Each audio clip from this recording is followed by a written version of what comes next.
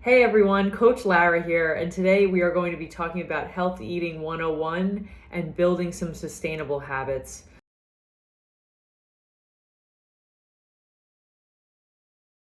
So, the first thing that I recommend when building these sustainable habits is going in with a goal in mind. Oftentimes we're just kind of going through all these different fads that we see online, like the keto diet or Weight Watchers and everything, but we don't actually outline what the main goal is. So, if I were you, I would grab a pen and paper and just list out top three things, whatever it is. Generally speaking, with my clients, the number one goal is to lose body fat and lose visceral fat, which is the fat surrounding the organs. And also gaining muscle for certain people as well may be a goal. So in order to outline an action step to attain those goals, I like to do short-term action steps for whether it's 2 weeks or a month.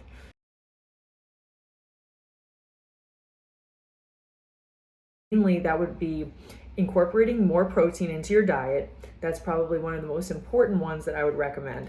Now, this depends a lot on how active you are and how often you exercise each week. So if you exercise 3 to 5 times a week, you should have about 75% of your intake of protein to your body weight. Meaning, if you're 100 pounds, you should have 75 grams of protein if you're working out 3 to 5 days a week. And that alone will help you prioritize the right lean proteins versus the amount of carbs and sugar that would be something that typically you'd like to avoid.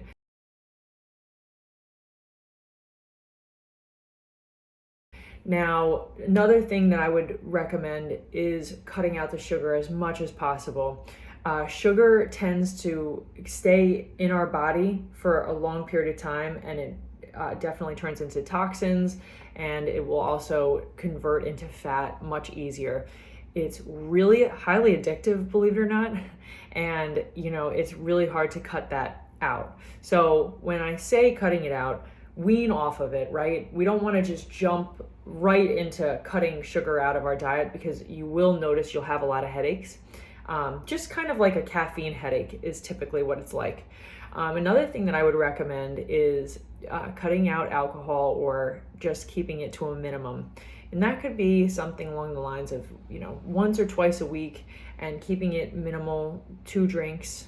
That is great because it will take the inflammation out of your system. And a lot of times, one of my favorite things to do when I'm looking for a nice treat, I'll pour a lovely wine glass. I'll grab my lovely wine glass and I'll have some kombucha. So kombucha is fermented tea, and this is really, really good for gut health. Usually this one is my favorite flavor, and it's Island Bliss. It's got like hints of clementine and pineapple, and it's really refreshing. So cheers. And another step that I would recommend, and although it doesn't seem like it's nutrition based, it really is important. It's prioritizing those days of exercise, at least 3 days a week, but preferably closer to 5. And that could be 45 minutes of weight training. That is the best way to get to your goal because it's going to convert your body fat into muscle much faster, especially when you're incorporating at least 75% of your weight in protein a day. It's just going to show results much faster, and a lot of studies have shown that it helps with bone density as we age. It helps maintain and keep those bones really healthy. Very important stuff. Now, another thing that I would recommend to you guys is keeping in mind these are all going to be attainable goals. Start out with 3 days and be able to check off that box and be like, that was easy. I could go a little bit harder today. Even if it's 20 minutes.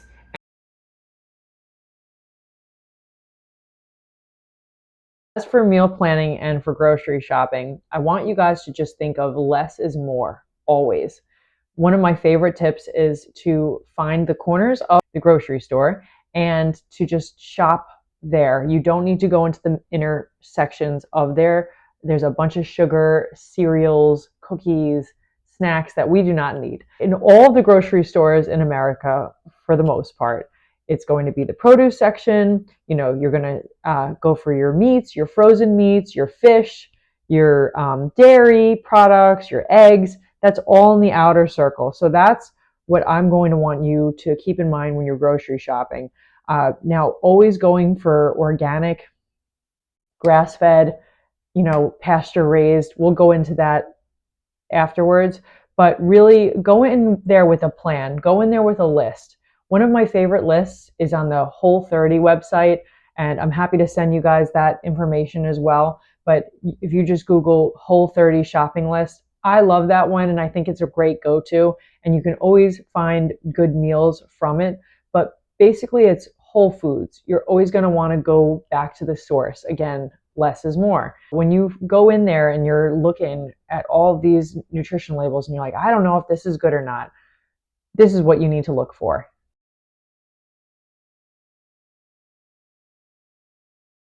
This is one of my favorite brands right here. So this is venison, and this is ground up venison, grass fed. Always what you want to look for. Grass fed, grass finished is even better. I love this brand, Force of Nature. This is actually ground venison liver, venison heart with ground beef that's added, and it's grass fed, grass finished. This you can get at Whole Foods, sometimes at Sprouts as well. I will always recommend Whole Foods as an option. Now, venison, and I understand that organ meat is not for everybody.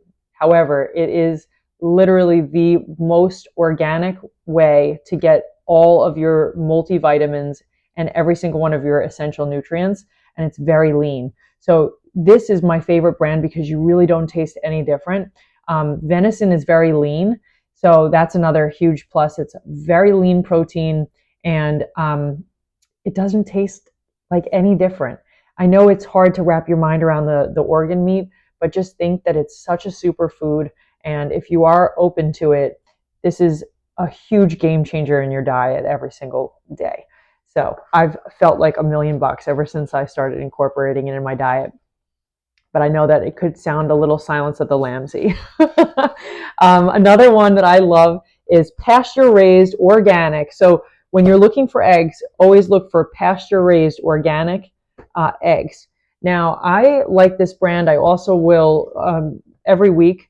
I like to just start off my meal prep by having one whole carton of these. I'll boil them, peel them up, and then I'll have 18 hard-boiled eggs. So whenever I'm coming home from a workout or I'm just hungry for a quick snack, I have that to go to instead of grabbing something that's carb heavy. This has 7 grams of protein per egg, and they're really good sized. So I love that, and it's certified humane, so you know exactly where it's coming from.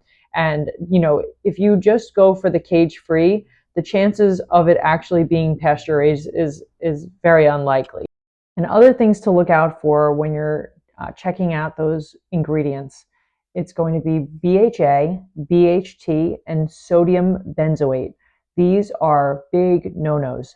Whenever you see these in ingredients, and you'll be surprised now that you're looking at these ingredients closer, these are carcinogens. They are endocrine disruptors, which can throw off your brain and other huge functions in your body. And also, there could be some issues with liver function. And you can also have an allergic reaction. So sometimes when you're feeling inflamed, it might be due to these substances in our foods. So just be careful of that.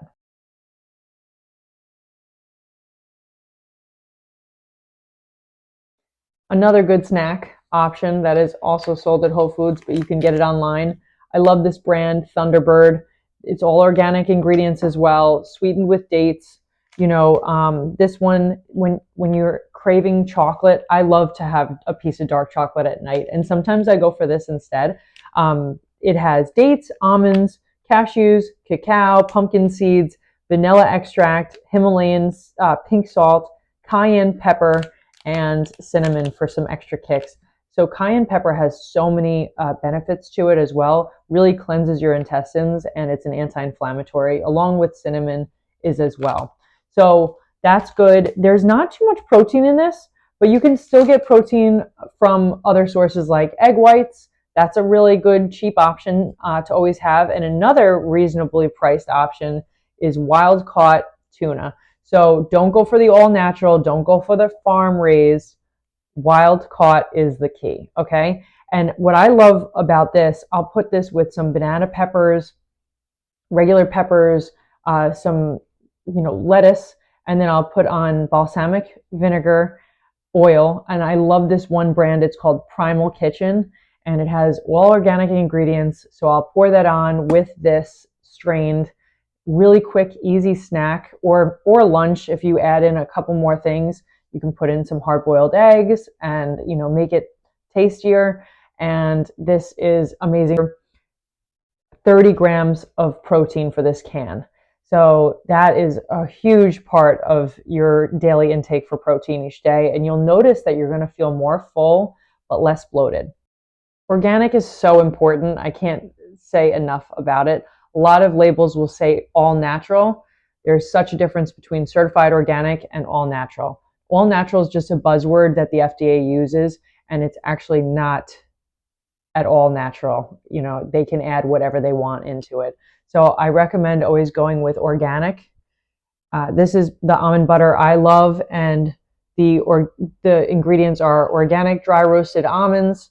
This is a really good snack that I love to have with an apple, and it's really reasonable. I mean, I eat a lot, and this typically lasts me 3 weeks or so, 2 to 3 weeks.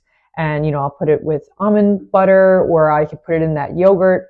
And other things that I love to put it on, Lundenberg organic rice cakes. These are amazing. I love to have them with guacamole as well.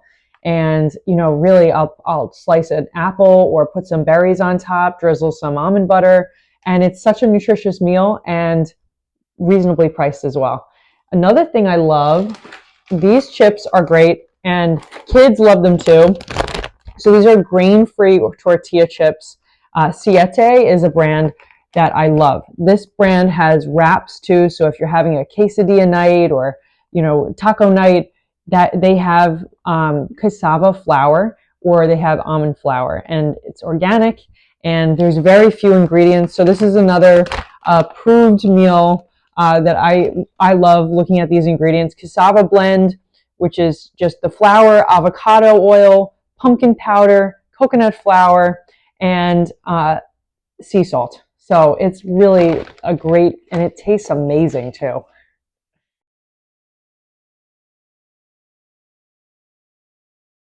Another thing to avoid would be refined grains and gluten.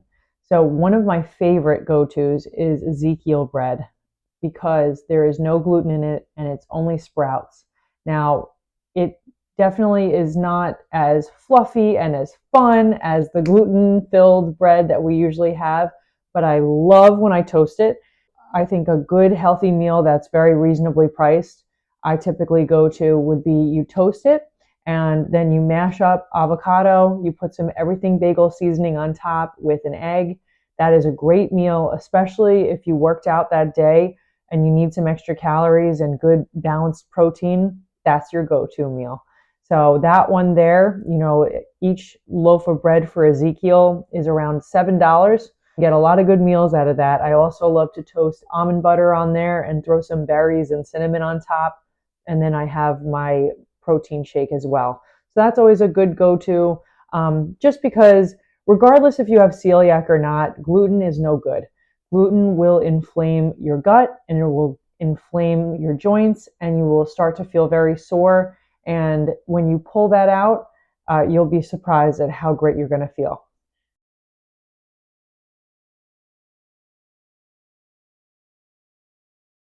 So the MCT oil that's found in ghee is also available in stores as well, and it's great to put in smoothies. So MCT oil stands for medium chain triglyceride, which is really great. It's a concentrated version of coconut oil, and it's great for cognitive function, for gut health, and it also produces more energy in your system. So when you're training for a long distance run, you're going to want to put in some MCT oil in some of your shakes. It's going to allow you to go longer. And it's amazing, and it doesn't taste like anything at all. Also promotes good, healthy sleep too, which is very important. On the note of MCT oil, I have this amazing bone broth, which is another really good, affordable way of sneaking in more protein. This cup of bone broth right here has 20 grams of protein in it, believe it or not. And it tastes delicious. You can store it at your desk at work and throw some hot water in it, and it actually has a little packet of MCT oil that you can pour right in there. And each of these are $3.99 at Whole Foods. So you can always have a healthy snack, sip on it. I love to add turmeric and cayenne pepper to it as well because it's great for your gut health and also great for inflammation as well. Obviously, a staple go-to, organic olive oil. Love this stuff. However, because it's got a lower smoke point in it, it's not great to cook with. So you're better off cooking with ghee over olive oil because ghee has a higher smoke point, which means that it doesn't oxidize the nutrients that are in your foods every single day. So this is not great to cook with, but it's great for a salad. You could put some apple cider vinegar in there too, and that's a great way to cut fats and cleanse your system as well.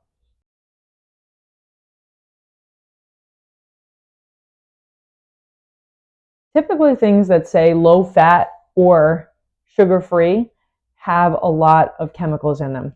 So make sure when you're looking at some of those labels and they say low fat, really look at the ingredients. It's always great to look at the nutrition facts, but that's more of the macronutrients. The ingredients show what the micronutrients are, and you don't want to see any fillers. You know, a lot of the times when things say sugar free, it's really got aspartame in it, which is a carcinogen, sucralose, all of those fillers, fake sugars that are really no good for you. The key is going for the date sugars, the coconut sugar from the whole food source. Another notable gluten-free option for you is a brand called Simple Mills, which is available online at Whole Foods, Sprouts, and most grocery stores do have it now. And they have amazing snacks. They have pizza crust, they have organic banana bread, brownies. I mean, obviously, we're still going to want to keep those to a minimum, but it's always the healthier choice and it's delicious.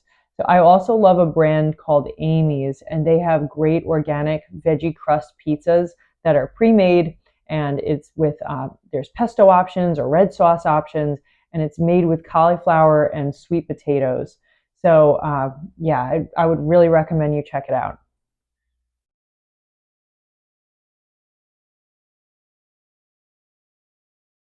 I'm going to show you guys a tip. So this right here, this is the plate method. So we're always going to want to have more protein on this side.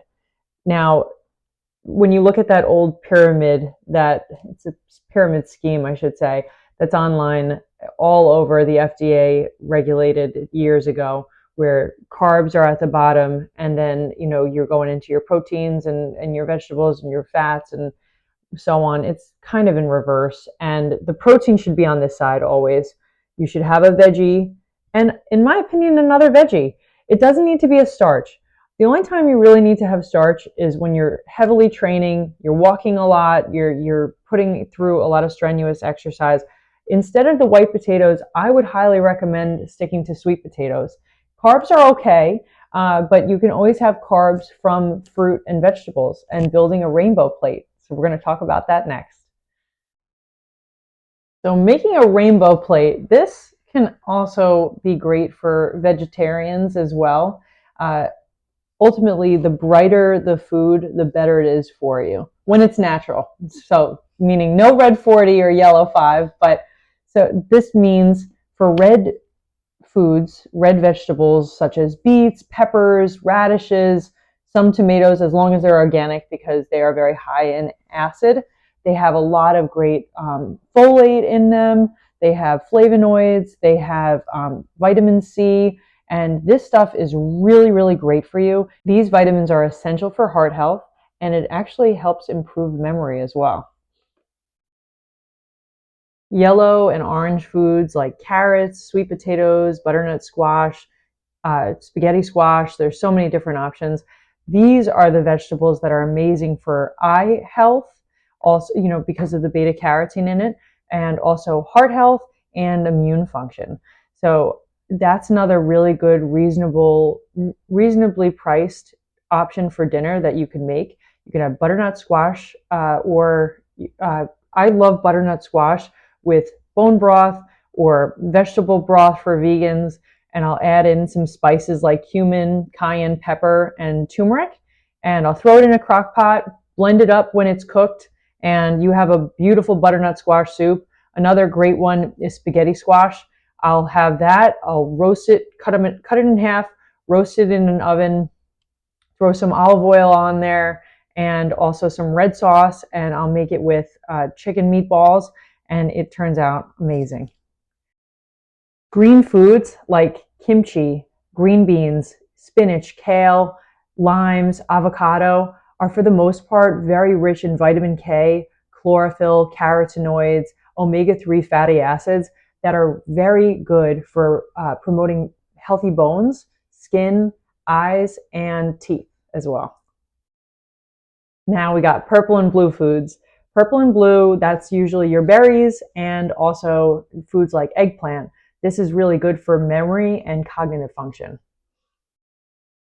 White foods such as turnips, cauliflower, garlic, mushrooms, these typically have a lot of flavonoids, which is great for promoting healthy cholesterol levels and a healthy heart as well. So having said all of these different vitamins, vegetables, fruits that are in our foods, this is very easy for a vegetarian to get the nutrients that they need.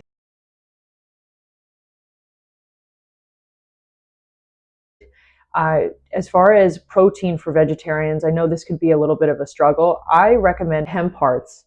Hemp hearts have a great amount of protein in them. 1 cup has 30 grams. I think also having a good protein shake, Vega Sport is really great. They usually have about 40 grams of protein per serving. And, typically the vegetarian needs to have more protein than it would take for animal protein to settle into the system. You need, for the average person, you need 100 grams of protein, right? For example, the vegetarian would need somewhere around 120 grams of protein to get the same nutrients. But it is possible.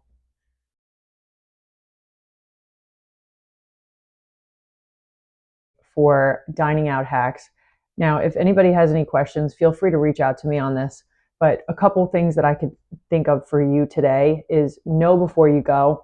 Look at the menu. If you know you're going to a restaurant, take a look at it beforehand, just so then you don't feel like you're stuck when you're at the table and you can enjoy your conversation with your peers. I would always recommend going for grilled, blackened, steamed foods, always prioritizing, having some veggies. And if you're going to have a starch, have it be a very small portion. Remember the plate method still applies when you are eating out. I also recommend prioritizing water in between, your appetizer and your meal. Try to down 2 or 3 glasses of water. And be mindful of your food when you're eating. The brain is typically about 15 minutes behind your digestive tract, the belly, and just enjoy your food. Maybe put the fork down in between bites and really enjoy the flavors of eating rather than just, shoveling it down. Sometimes when we're hungry, we do that.